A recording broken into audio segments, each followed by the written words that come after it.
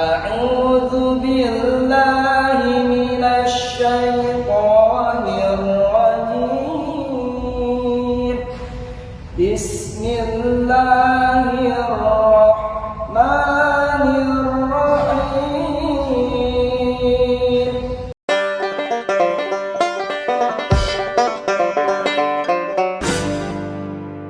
Bismillahirrahmanirrahim.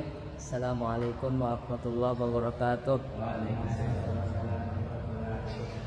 Kami dari mahasiswa Universitas KTI Jakarta, Fakultas Tarbiyah, Prodi Pendidikan Agama Islam, akan membuat sebuah podcast bersama narasumber atas nama Ustadz Fahmi Ihsan, SQ SPD, yang bermateri tentang ilmu nagom.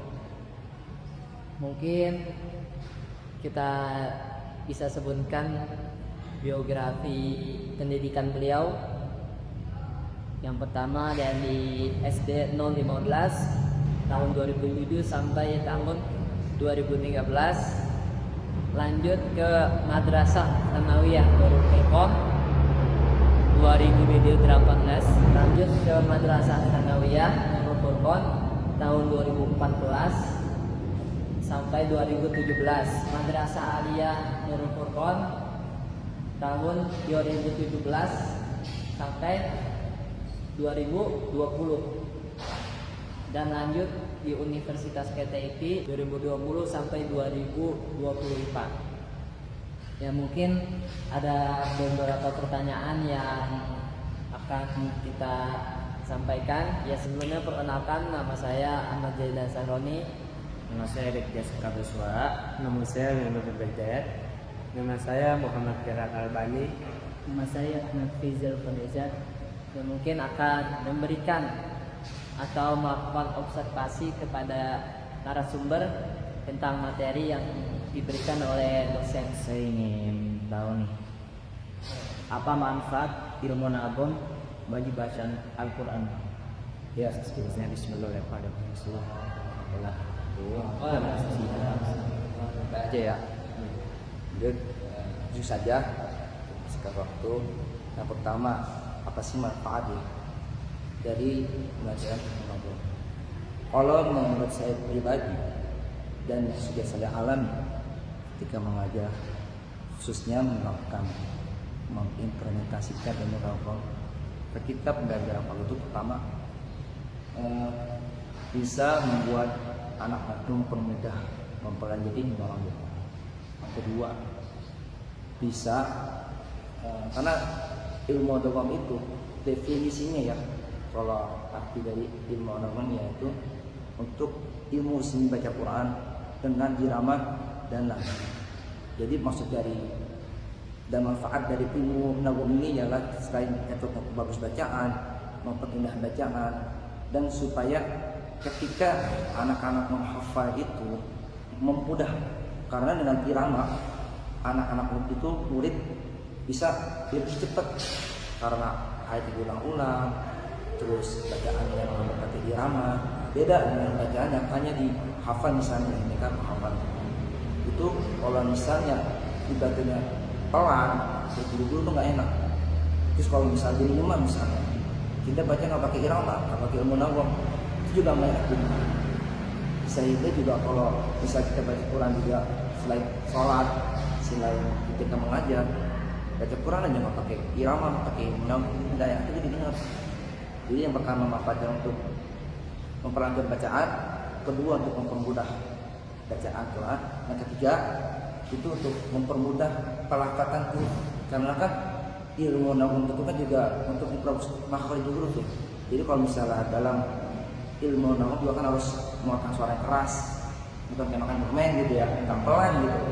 Kalau misalnya kalau pelan kan juga nggak tepat makhrajnya. Contoh kayak ain jadi hamzah, ya tak kan mungkin makhraj itu kan menempel ya di ujung atas, menempel sama ujung lidah. Itu kalau misalnya nggak keras itu jadi sa, shin jadi sa lagi. Ya itu sih menurut saya manfaat dari penerapan atau manfaat dari menggunakan ilmu nagom ketika pembelajaran. apakah ilmu nagun itu sedikit manfaat dari bacaan Al-Quran? Ya, tentu saja sangat manfaat dalam pembelajaran ataupun dalam baca Quran. Kalau misalnya seseorang sudah paham dengan ilmu nagun ya, pasti ketika baca itu enak walaupun suaranya pas-pasan. Benar nggak? Iya. Jadi walaupun suaranya beda, pas-pasan kalau dia tajwidnya benar, terus juga makhrajnya tepat, ada yang namanya sedikit itu enak-enak aja. Beda dengan orang yang udah suaranya pas-pasan, tajwidnya berantakan, pakai lagunya nggak jelas, itu nggak enak. Pasti manfaatnya banyak sekali. Bagaimana latihan nafas supaya ada sebenarnya? Oh, nafasnya, nafas aja. Kalau menurut saya pribadi ya, kalau saya tuh latihan nafas itu ketika bangunnya tidur subuh, apalagi ketika bangun subuh, itu kita melatih nafas itu pertama menahan nafas selama 5 detik. Tahan dulu, nafas tahan dulu 5 detik. Nah, kalau sudah kuat 5 detik tambah, terus berkala 10 detik, 15 detik, 20 detik. Itu insya Allah kalau kita rutin istiqomah berarti nafas kita juga akan panjang. Terus juga kita kalau bisa rutinin dalam olahraga kayak jogging, berenang, itu bisa juga untuk melatih nafas. Itu mungkin salah satu tips ya, cara kalau saya pribadi ketika untuk gimana caranya supaya nafas itu nggak kapan supaya untuk membentuk perkasan panjang ketika membaca Quran dengan diamak atau Boleh kita praktek buat peragaan. oh iya, boleh ya. Jadi dalam ilmu nagun juga kan ada namanya ilmu muratal dan mujawad. Dan kalau muratal ya contohnya A'udzu billahi minasy syaithanir rajim. Bismillahirrahmanirrahim. Nah, itu muratal. Nah, kalau misalnya tilawah atau mujawad itu biasanya lebih nafasnya lebih terkuras karena kan dalam ilmu nagun juga ada tadi kan pengertiannya kan seni baca Quran dengan irama lagu. Dalam ilmu nagun juga kan ada beberapa tipe lagu. Pertama kan ada bayati, ada diharka, ada sika, ada nahawan, ros dan sebagainya 7 lagu. Nah kalau misalnya kita nafasnya ngap-ngapan, contoh deh kalau misalnya nafasnya ngap-ngapan, Bismillahirrahmanirrahim, itu nggak enak. Kalau misalnya nafasnya panjang kan enak. Dilatih dengan kita dengan tarik nafas, kita bangun tidur contohnya Bismillahirrahmanirrahim. Contoh itu ketika menerapkan ilmu nagun dalam membaca Al-Quran atau dalam membaca Al-Quran. Jadi intinya apa? Mau juga dicoba dari Ya, coba dulu tarik nafas, latihan, istiqomah. Jadi insya Allah kalau dengan istiqomah kita harus melatih, itu nafas akan tersendiri.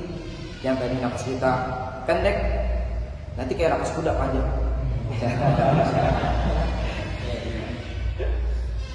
Apa saja jenis nagom yang ada kaidahnya? Ada berapa ya? Oh ya. Jadi dalam ilmu nagun juga ada beberapa lagu irama ya. Pertama itu ada bayati, ada hijaz, nakawan, rosika, jaharka dan soba. Ada 7 macam lagu.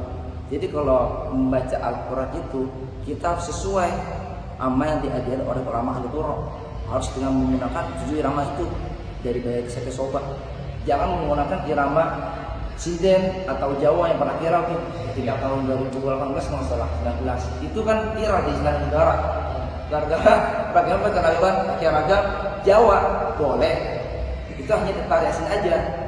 Ketika mungkin 5 itu boleh. Nah, kalau misalnya dari awal ke akhir pakai irama-irama Jawa, Sinden dan sebagainya, koplo lah, itu nggak boleh.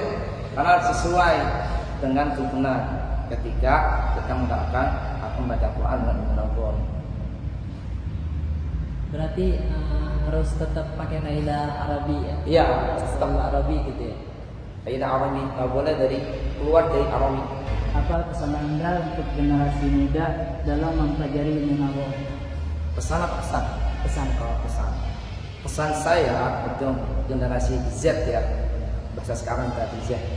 Pesan saya ketika dalam ilmu nagom ya, kita harus ada gairah, ada semangat, ingin mempelajari, ingin belajar ilmu nagom karena manfaatnya banyak.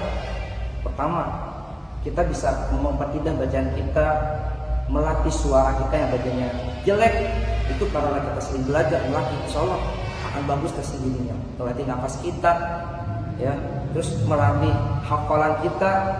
Karena kan ada beberapa macam metode ya, teknik ketika menghafal itu ada menggunakan teknik ilmu nagom. Jadi dengan baca pakai irama, kita bisa cepat kita menghafal.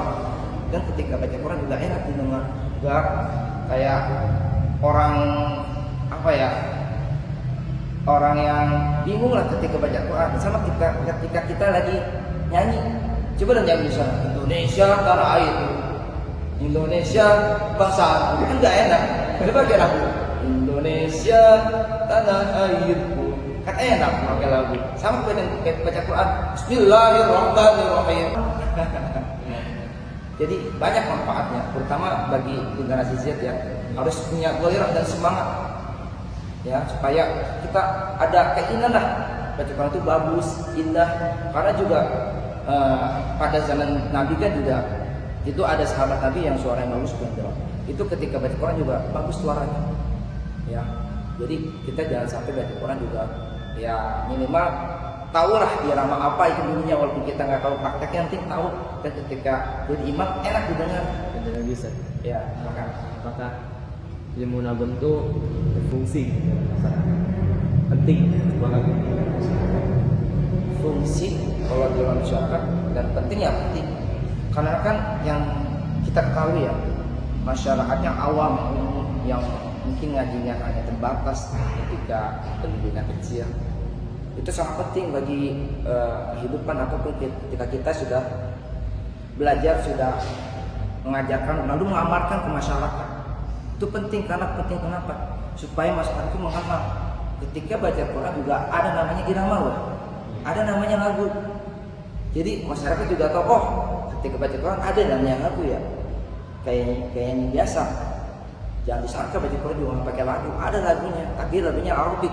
Jangan lagu yang kayak Jawa, Sunda, Maluku dan sebagainya. Harus sesuai lagu yang Arabik.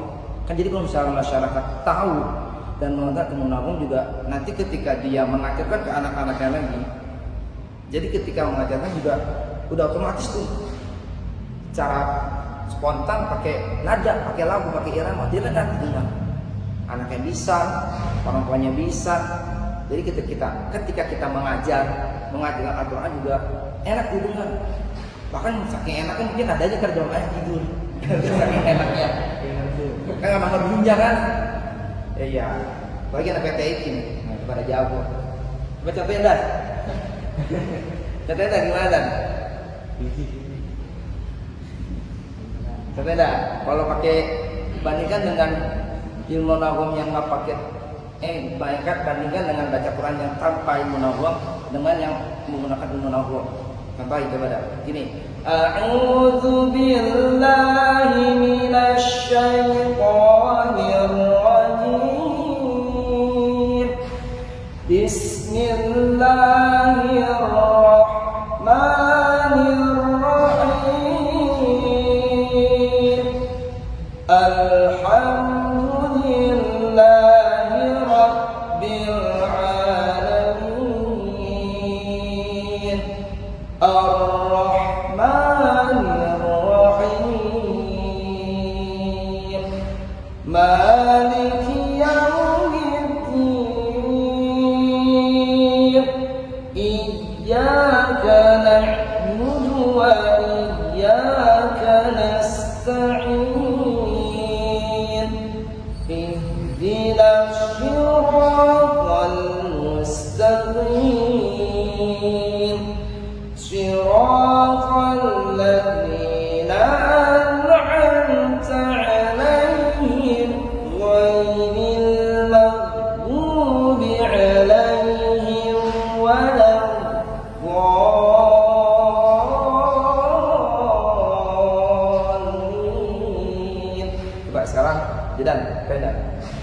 apa dengan labong dengan terus menggunakan labong.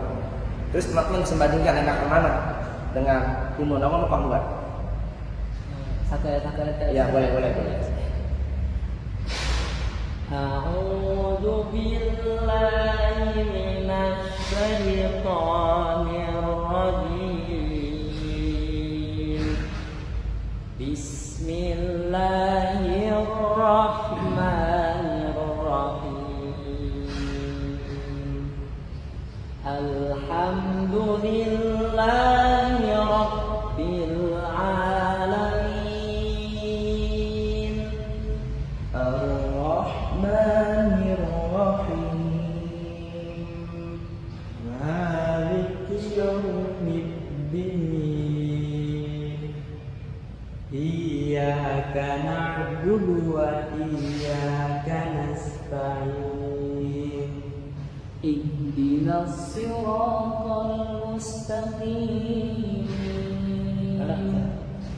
Siratal ladzina an'amta 'alaihim ghairil maghdubi 'alaihim waladdallin.